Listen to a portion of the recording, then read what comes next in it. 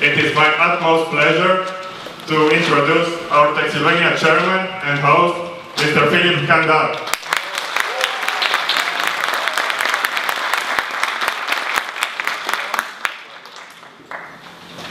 Hello? Almost? Now. Perfect. Good morning, everybody. So, I'm really amazed at what Vlad and Rana have put together here. So, I mean, when I arrived the first time 6 years ago in Cluj, then none of them would have been even remotely possible. I mean, everything was only outsourcing. And now we see that there's a lot of people here who are also looking like to work and build product companies. And like, we have speakers from 7 countries, everything from like local, very successful entrepreneurs to global CEOs of public stock listed companies, and a lot of people from like great companies and with great experience to share with you, all of you here. So what I want to encourage all of you here is that we really have today as like putting Cluj on the global map of the IT ecosystem. So since a lot of people like flew in here from all over the globe, what I really want to encourage everybody here from the local ecosystem is not only like listen to the talks of the people and like get into experience, but the people will be, most of the people will be here all of the day. So grab them, go with them for a coffee outside, and like really get their experiences. Because I mean, you get here a lot of people which you can grab like for 15 minutes or whatever, which would be normally worth thousands of dollars to really grab these people and get hands-on experience from them. Not only in the talks, but really in the hallways. So please be really not shy and go and grab the people and talk with them. Also outside of like the main conference settings, in the breaks, in lunch, and wherever you can. So I think that's very, very important.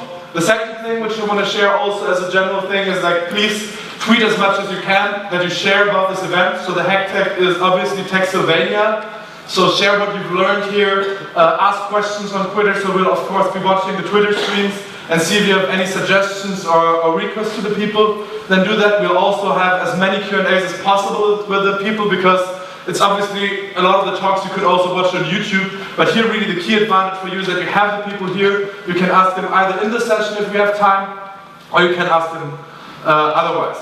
But that's basically like the most important things for the general conference agenda. And now it's really my utmost pleasure to start with the first keynote of the day. So we've picked somebody who has come from an ecosystem which is as difficult as Cluj, I would say, and he made it to the CEO of one of the really successful Silicon Valley companies, as a stock-listed company with more than 800 employees and offices in the Silicon Valley, in Europe and in China. So please let me introduce you HP Jin. Come on stage, please. And it happens to be now, you can be here on stage as you want. Vlad, you have mic? And who also happens to be my boss, by the way, because as you might know, the company which I founded got acquired by Telenav, so I have to say nice things. But I would so otherwise as well. All right, thank you. The stage is yours, thank you. All right, very excited to be here. This is also almost impossible thing for me to imagine to give a keynote at this place, Cluj. So my main theme today actually is about making impossible possible. As Philip mentioned, we couldn't imagine this kind of gathering here promoting entrepreneurship even 3 years ago, 4 years ago, right? That's an impossible thing to imagine, but today is reality. I like to use, based on my conversation with Phillips, to use my personal story to inspire people here to make things happen, right? To make the impossible possible. That's my main purpose here. If someday one of you here got influenced by me and do something great beyond your own imagination today, then I feel great about it, and you can write me an email, all right? Okay, before I start, let me do a quick survey here. We'd like to understand the audience a little more. How many of you are engineers? Can you raise your hand? All right, thank you. How many of you are involved in a startup? All right, well, thank you. And then how many of you are in the marketing or accounting or other supporting organizations? Great, thank you. How many of you are planning or dreaming about taking your company public? All right, great, thank you. All right, so let me just start from where I came from, right? Where did I grow up? So I grew up in China in a very small town, much smaller than Cluj. How small it can be is hard for you to imagine. There is only 2 high schools in that little town, 2 elementary school and middle schools, and there's no college. Good way to get to outside is by train. That's actually not only for transportation, but also for communication, to understand what's going on outside the world. So I left there and then went to college in Harbin, which is one of the largest cities there. That's where I got exposed to technology. My major was in mechanical engineering, and that's where I was before, okay? So now, fast forward today, as Philip mentioned, we're a Silicon Valley company. Recently, we were voted as one of the top 150 in Silicon Valley, and we're a leading provider for in-car navigation system, and we're also a leading provider for mobile navigation, mobile advertising. And now recently, through the merge with Scoutler here, we're actually a global leader in OSM, OpenStreetMaps. So we are basically considered a disruptor for Google Maps or other mapping industry with OpenStreetMaps. So we're very excited about that. And as a public listed company, there are a lot of things we need to deal with. But one of the things we need to really deal with is make everything transparent. Not only just to our shareholders, but also to our competitors, to our customers, which is not an easy thing to do. So before you really want to take your company public, make sure you're ready to expose everything and do something you want to hide even. Okay, it's hard to hide anything as a public company. Personally, I also like to just share with you a few steps, key steps I overcome from the background, the context with the minimum supporting ecosystem to the Silicon Valley and took a company public there. So first one I talk about is from college. How did I get to Silicon Valley? Right, which is also those days. It's 1980s. China was more like communist China. So there's no ecosystems for any free economy or entrepreneurship. So I thought for me to realize my dream, the only option I had at that time, the one I can imagine, is go to Silicon Valley. And then next phase is from Silicon Valley to prepare for a startup, right? That's phase 2, and then phase 3 will be from startup to public company. And then last I will talk about what is the dream beyond the public company. So the first one is how did I get to, what did I do from the college to go to Stanford, which is in Silicon Valley. So when I first went to college, I didn't even know much about English, right? So that's first thing is how do I catch up with my English in order for me to go to US, right? And through many years of hard work, and I was able to take opportunity to apply for a scholarship, which is considered as the most difficult one in China at that time, because they select only one person in each major. There are about 32 majors in the whole country, right, including physics, chemistry, all that. So the major I chose was robotics, which is kind of in the middle of mechanical and electrical and computer science. Most people at that time thought that was impossible for me to really win that opportunity. And I thought I will make it happen. So somehow I had a faith I'm going to make it.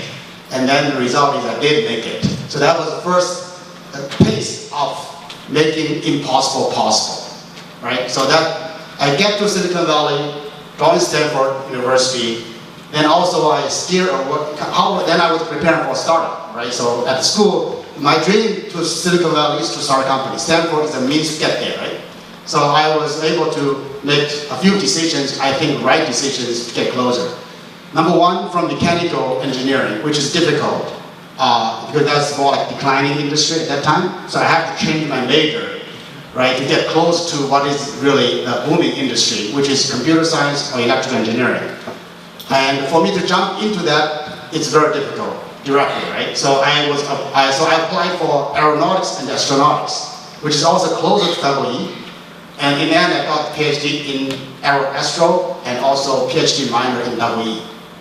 So that's number one decision I made, to really change my major to get closer to where I can really start a company. The second one is really about the specific topic. At that time, I realized the location, the GPS, can be a booming potential, booming opportunity. So I also chose my topic related to GPS. The third thing I did is to do a networking like we have here today. So what I did is at Stanford, I formed the Stanford Entrepreneur Club. So I invited people with a similar interest to get together and share experience, share knowledge, teach each other for potential opportunity to start a new company. Right? So those are a few things which I benefit a lot when I really get ready to raise funds and start a company. So that's a phase one, okay? And the phase two is about when you start a company in the Valley, the key thing is to raise money, right? The first thing you have, of course, you have to have an idea. Then you have to have a vision of your business. Then you need to get money. So what I did actually reach out to a few friends I had in the entrepreneur club, right? So they were also involved in startups, some of them successful entrepreneurs already. So I quickly got $1 million to get it started. Then something really bad happened. So dot-com crash. That's 2000, early 2000, right? So the dot-com crash made it almost impossible to raise money. And I remember, actually, I came to Europe to raise money, which is kind of hard to believe, right? You were in Silicon Valley. There are a lot of money in Silicon Valley. By that time, everyone was scared to invest.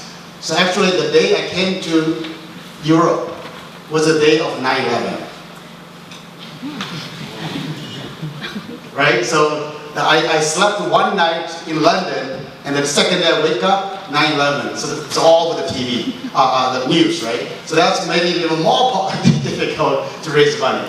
So then I went to France, and I stayed the whole week because there's no flight back. But in the end, we were able to go back, but with empty-handed, no money. So the company, we had about 50 people, and then we scaled down to 30, scaled down to 10, and there were no money in the company left. But through persistence, and then somehow we were able to get the money to go through that difficult time. So we're able to survive, and then launched the first product in 2003 with the carrier in US. We became the first company launched mobile phone navigation product. That was actually a big, I think it's a big accomplishment, because today, if you look at every smartphone comes with a navigation product, mapping product. Telenav is the inventor of that category, right? So the business model later on got disrupted, right? So that's the reason you don't see Telenav product in every single device today in Europe, right? So if we did the business model right, that could be the case. But however, later on, okay, so the big hurdles. When we started a company, we had a big dream to make this company, public company, a great company someday.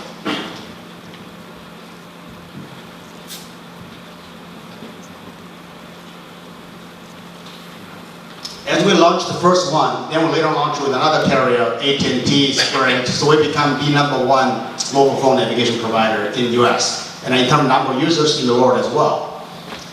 Then as we enjoy our good time, right? High growth, high profit, everyone was happy, and then we were about to file for IPO, okay? The day before we filed for IPO, Google announced free nav. Right? So we were busy, writing, finishing everything. And then just the day before we file, submit the filing. So we have to stop it, change the wording about the new risks of our business. So we have to add it. Because of Google's free nav, we're under tremendous new risk. right? So a lot of people thought it's impossible to go IPO with that kind of a risk, right? So we decided to continue to go forward anyway. So we filed for the IPO with that new disclaimer, right? And the Wall Street Journal wrote an article about it's too late for Telenav to go public. So that's the statement they made on Wall Street Journal, right? So we continue, say, okay, we'll make it possible happen. So as we continue to move forward, we decided to go on the roadshow. That's another event happened. During the roadshow, Microsoft announced the free nav, right? To make our life very fun. And the bankers, everyone was nervous. And then the first goes, we got actually, by the way, if we ever want to go public, on fun parties, we got a private jet flying around very fast. So we don't need to go through all security stuff. So that's a fun experience. Then, another funny thing happened, right? That's not a funny thing. We have a trip planned to Europe for this IPO roadshow. And before we left, there's a volcano happened in Europe. Do you guys remember that? 2010? And there was like another uncertainty about the road to IPO. It's also like a horrible thing, right? Because you have to reschedule our flight, all that stuff. But net, we really finished our roadshow, and last day is another fun event. We were in Kansas City, meeting the last group of investors. And the last day, we didn't have enough orders. The day before, tomorrow is a pricing day, okay? You know the IPO process, the dates are all predetermined. The last day, right, before the IPO, we don't have enough orders. Because that was a horrible time, right? Because there were all bad things happened. I think NASDAQ also had 1 day of a computer problem. So the stock also get very kind of up and down in an unpredictable way. So investors are very paranoid. But that we did it, right? So the last day we were pushing and making it happen. So IPO did happen. So that's kind of a story of from where I came from to the journey to a public company, which is not easy. Even when we were a public company, most people thought Telenav would not exist in 2 years, right? So this is 2014, 4 years after a public company IPO, we're still here. And actually we are growing in many aspects. Again, with the Sculptor team here, with OSM, we have many new things coming, which is very exciting for us. So what's the future for us? What's a big dream for us beyond today? So as I mentioned to you, we are top 150 companies in Silicon Valley. So our dream is someday become top 10 of Silicon Valley company and Fortune 100. So that's my statement here, and you will laugh and don't believe me today, someday you will. Thank you very much.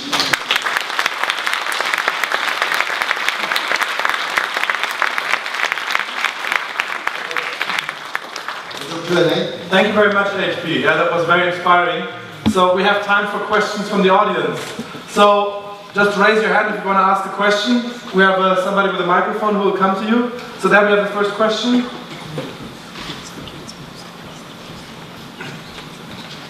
And already the second one over here then. Great keynote.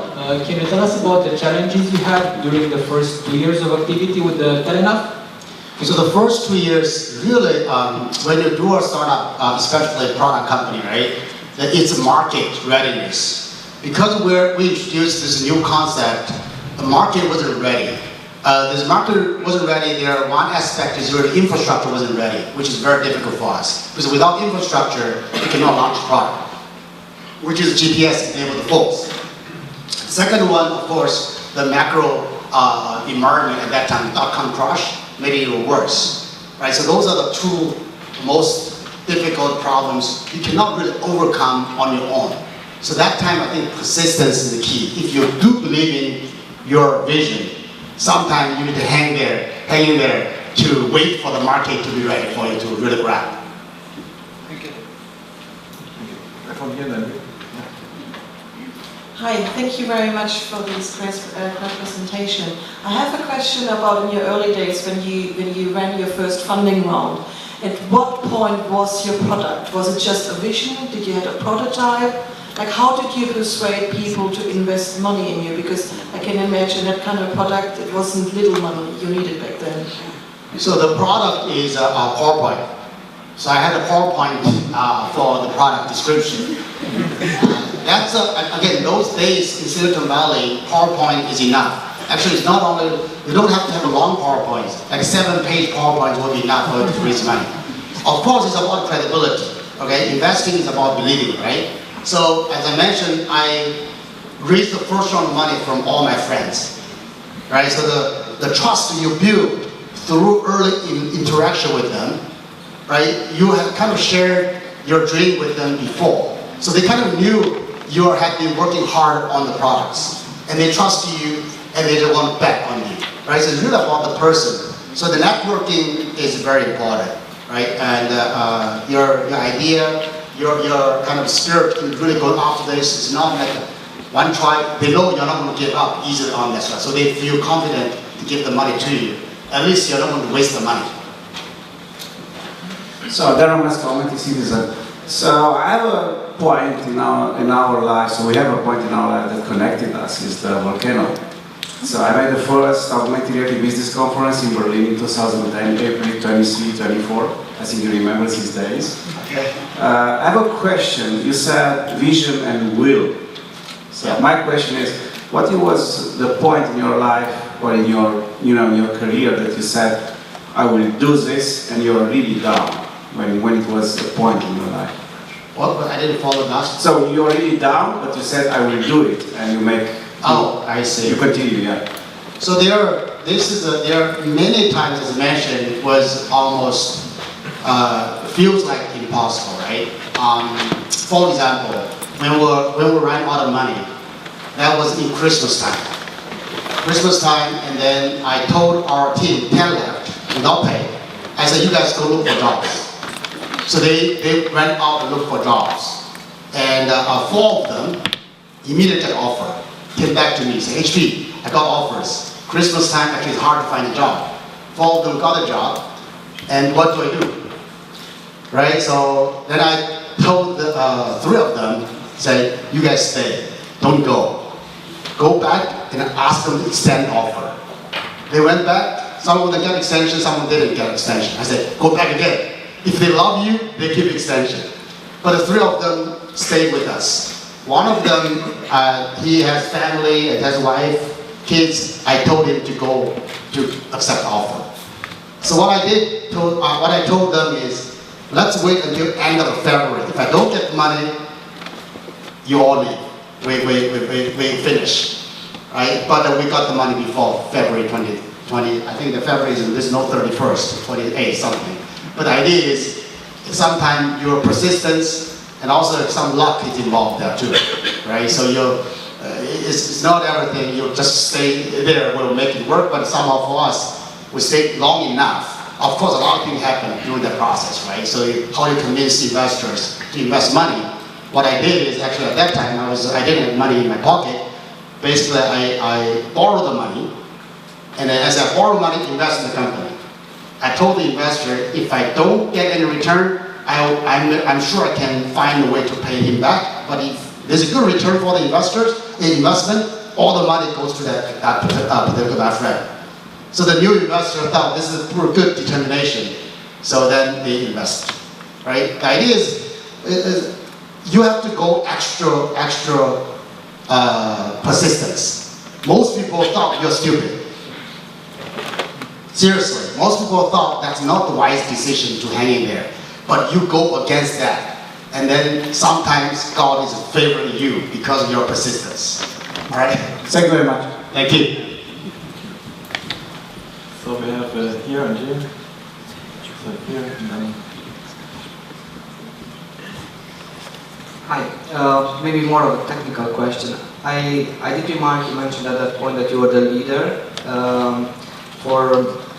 you had some agreements with network providers like AT&T and so on. What year was it? Basically, what OS did the phones or devices run, and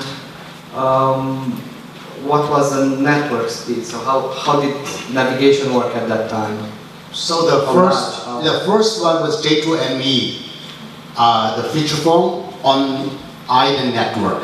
Nextel was the first one. So that's the technical aspect of it, right? How the experience worked. The experience is really, compared to today, is really bad because the screen is this small, right? So you can't play much. The data rate is, I think, is like 30K kilobytes per second kind of a pipe.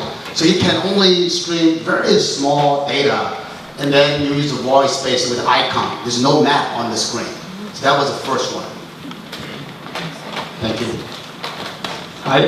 Yeah. I want to ask you, what do you think about Google building his own car? I think it's a great thing. Google is trying to build self-driving cars. It's something I would like to do as well. But however, they have much more resource today. They can do much more investment into a longer future, which we cannot afford today. But that's something I think is a great thing for the whole industry. Is a good thing. And do you think that this fact will influence your Telenav strategy? I don't think it will impact our strategy, but again, given the timing for this rollout will be many years in the future, right? So it's a lot of regulation. So by the time they're commercially available, we should have our own very good technology as well into self-driving cars. So it's just the timing why we don't do that today. But our judgment is we will have time to do that. Thank you. I think we take the two last questions from Christy and then Ovidio. So there's one here. Not anymore? Then Ovidio. Can you get the microphone? Yes, exactly. The gentleman standing there. You said something really bad to scare Christy off from asking a question. Hi, I'm Ovidio from Today Software Magazine. I'd like to know how much robotic influenced your work and if you are considering to do something in that area. Robotics work? Yeah, I mean, you said that you are a specialist in China before. Oh, I see. I was sort of automation, right? Robotics. That's what about self-driving cars. Right. Those things are something I have specialty in, but doesn't mean that's something we need to do. It's in terms of technology. I think we have the kind of a depth to do that. It's about the market, as I mentioned in the beginning. The highest risk for any product is really the market readiness. But I don't think the market is ready for that. But again, if you have a lot of resources, you should invest the further you can. Actually, Telenav invests in the company doing flying cars. Thank you. Okay, so there's time for one last question if somebody has one. Okay, I think there's more people raising their hand, but the gentleman over there is sitting on the side, so it gives him the benefit that it's easier to get to him.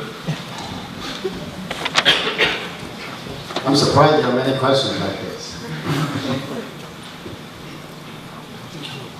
What I want to ask you is, how does it feel to go from somebody with a technical background to dealing with shareholders, managing that kind of relationship? Yeah, from technical background, it's also, I think technical background is one thing. Another thing is your personality. It's not related to your technical background or legal background. It's whether you enjoy those process, right? And that's the most important thing. Because dealing with the people, dealing with the code computer can be quite different, right? So if your interests continue to remain in the very technical area, then it's better for you to find a partner who can do that for you, dealing with other shareholder stuff. But for me personally, I'm okay in dealing with them. I don't really enjoy that much dealing with the investors, but I can get by, right? Get by with them as little as I can. My focus is still in the product side. Product, customer, number one, shareholder, more number three, rather than like number one thing. Because in the end, it's your results that matters, right? Investor will follow you if you're doing a great job. Okay, thank you very much, HP. All right. Thank you. Thank you.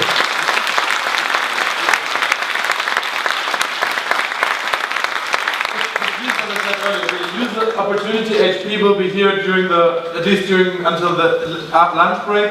So please really go and grab him to ask more questions, because I've seen that we couldn't answer all the questions in the Q&A. So like really use the opportunity to do anything that couldn't be answered now. Ask him during the next few hours and grab him in the breaks and so on.